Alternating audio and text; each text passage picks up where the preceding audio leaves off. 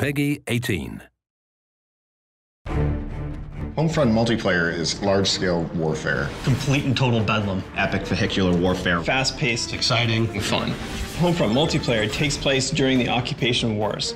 This is the time when the Korean army was invading the US after a deadly EMP attack and cyber attack. The remnants of the US military are kind of off, still trying to hold on and fight off the Korean invasion as best they can. The battles really take place in various locations, from suburban cul-de-sacs to department stores to a highway interchange, so you get to experience a wider swath of America.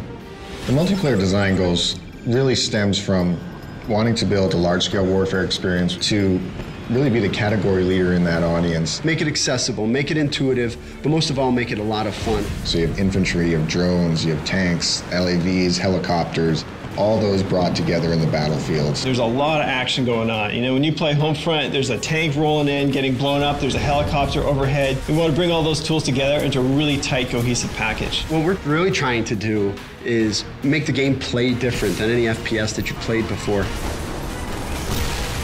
The whole idea behind vehicles and Homefront is you should get in and start having fun right away. This is not the kind of game where you need to spend 2 hours learning how to fly a helicopter. Battlepoints really gives us an in-game economy. So you're doing actions in the game, and every one of those actions is earning you points. So Battle Points basically allows us to put a price on each vehicle, to put a price on every special weapon.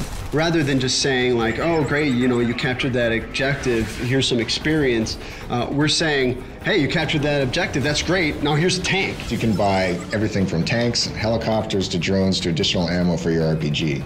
The idea with Battle Points is buy what you want when you want it.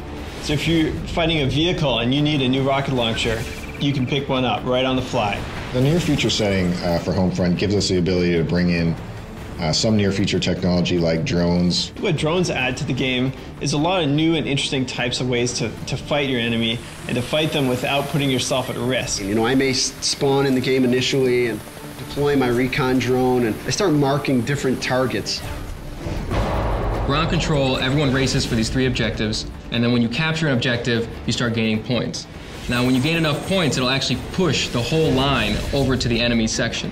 You're not spread out amongst a vast area. You feel the infantry-style combat, that intense battle for the objective points, as well as have the epic vehicular warfare reigning in.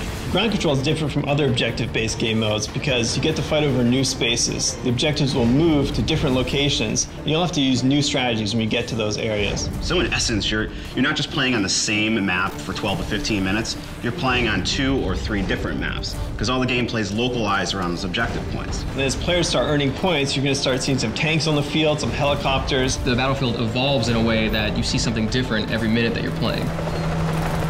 Homefront is doing dedicated servers. In console games, you can get up to 32 players. In PC, obviously, it's even more important to have dedicated servers. After Homefront ships, I'm probably gonna kick back by playing Homefront and destroying noobs online. It's interesting, as a developer, you have pretty much like one day where you know a lot more than everyone else at the game. After that one day, you're getting your ass kicked like everyone else.